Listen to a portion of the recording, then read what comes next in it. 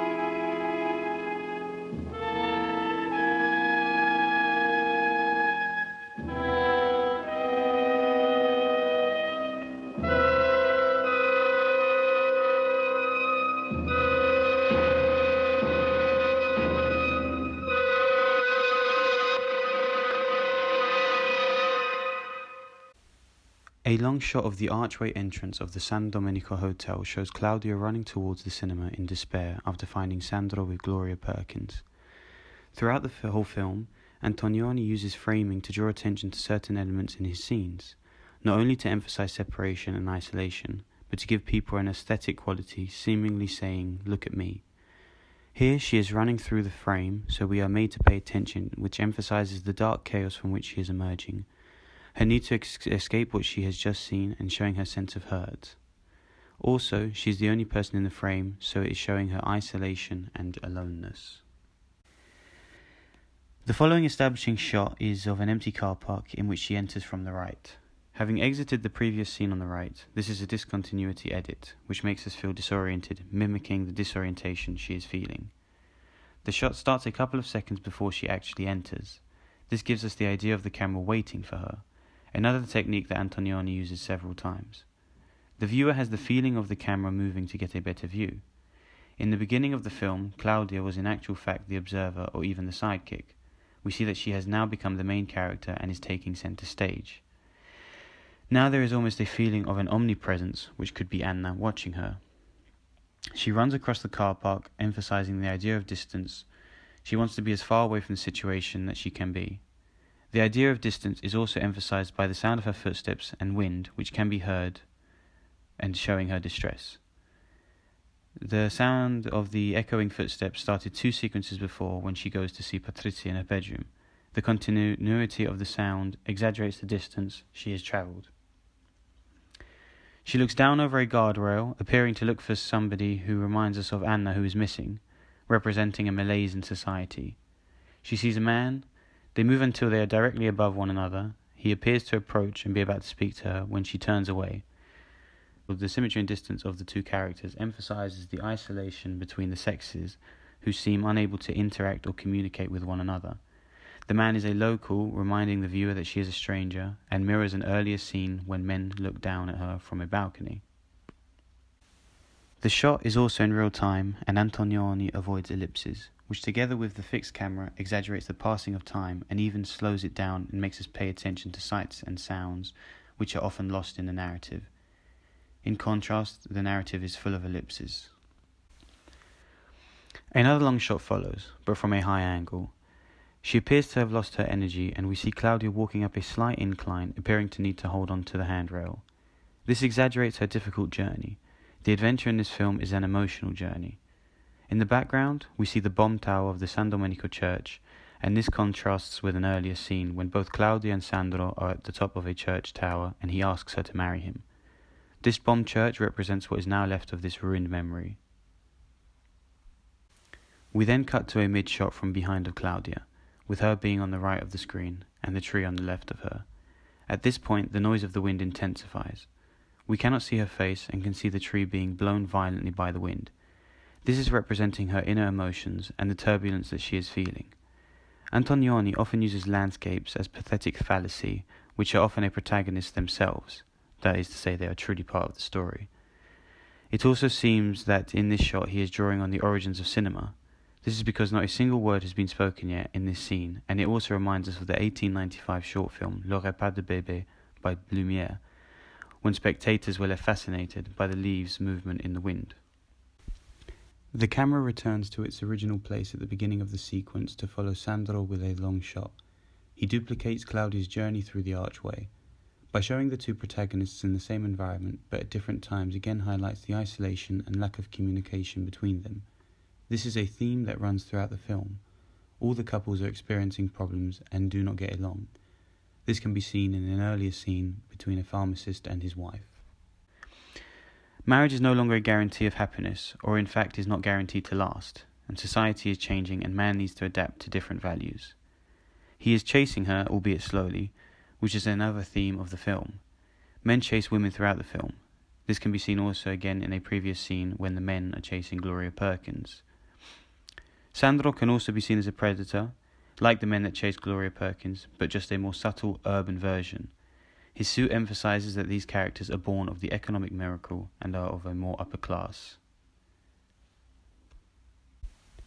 A mid-shot catches Sandro as he stops by a tree. His predatory nature is exaggerated by a dog barking in the background. At the same time, the barking can also be contrasted with the noise of a car, which subtly highlights the conflict between nature and modernity which runs throughout the film. Here we are also able to see the San Domenico sign of a monastery which has been converted into a hotel, which further underscores the changes taking place, this time the loss of religion. The links with the past that might teach us how to live are being cut. His simple act of pulling a piece of bark from a tree conveys his anguish. The impulsive nature of his action shows that emotions do not need to be portrayed dramatically.